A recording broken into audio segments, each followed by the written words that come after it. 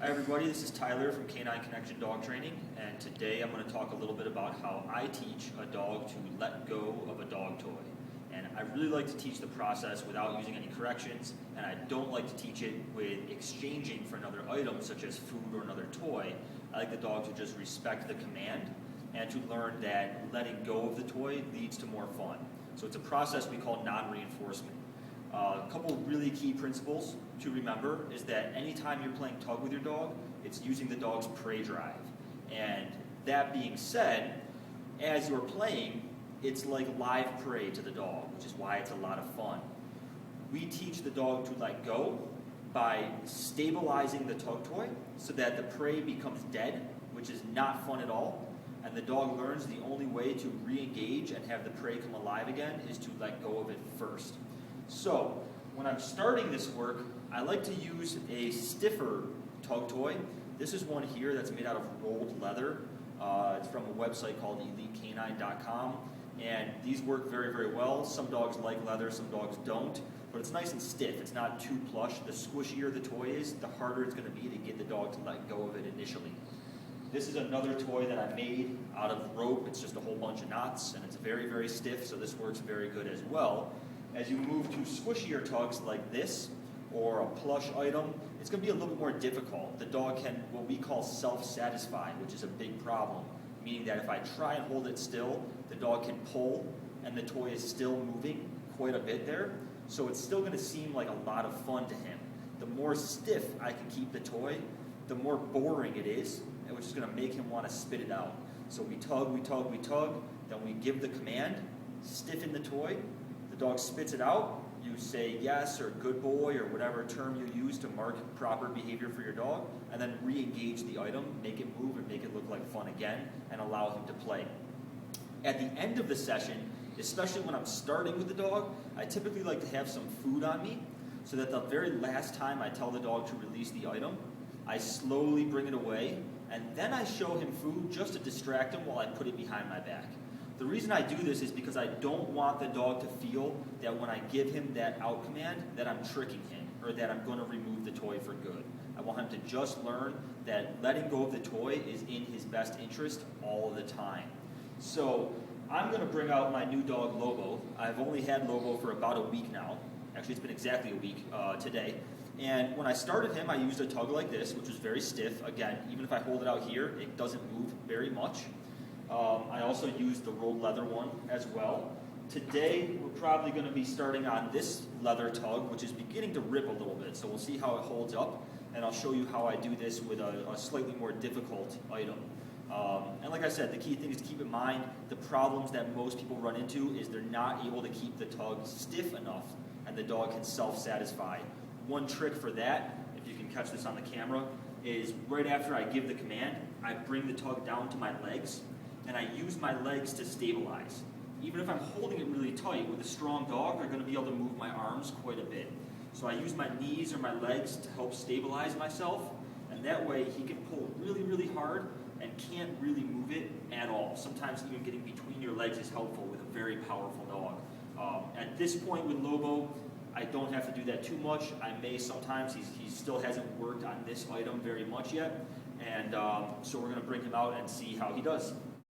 Okay, so this is Lobo. He's a 14-month-old Belgian Malinois that I just got in last Monday, and he doesn't really know anything yet. He's just started his obedience with me, and we just started learning how to play tug and how to release the toy. I like to use tug games a lot with a dog like this as an obedience reward, and that's why it's so important for me to have a dog who knows how to release the toy and sees it as a lot of fun. When I'm starting this with a dog, I also like to usually keep a leash on him. This is just a 6-foot-long drag leash. There's no handle on it. This way I can make sure that as I let him win the toy sometimes, he doesn't run off and just try and destroy it. This guy can be a little bit possessive over his toys, not in an aggressive way, just in the sense that he really wants to hold on to them and keep them. And I really need the dog to always bring the toy to me if we're going to use it as an obedience reward. So the leash is very, very helpful for that. Yes, I do let the dog win the toy quite frequently. The reason being is who wants to play a game that they don't ever get to win at? So he gets to win the toy while we're playing. At the end of the game, the toy is always mine.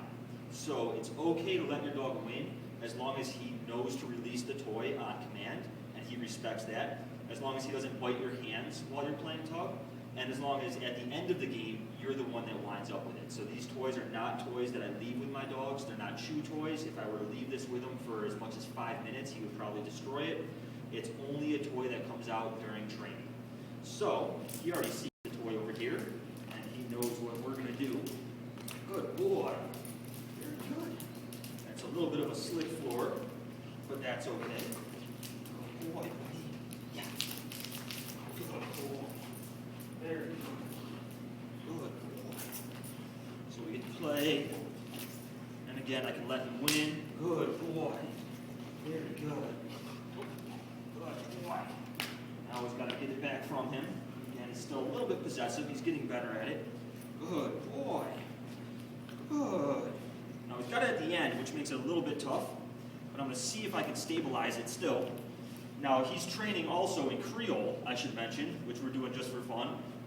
So his release command to let go of it is SOTI, S-O-T-I. So that's what I'll be saying to ask him to release the toy. Lobo SOTI. Yes, good boy. So as you see, as soon as he lets go of it, we get to re-engage. So it doesn't mean that the fun's over. It means that we get to have more fun together. Good boy. Yeah, Lobo, good. Good boy. There you go. Good. SOTI. Yes. Good boy. Very good. Now as he learns this more and more, if I get to a point where he takes too long to spit it out, I'll wait longer before giving it back to him.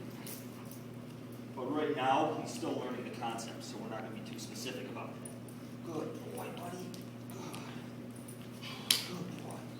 Yeah. Good. Hey. Good boy, bud.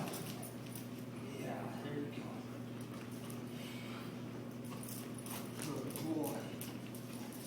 There you go. Good. SOTI. Yes. Good boy. Very good. SOTI. Yes. Good. Good boy.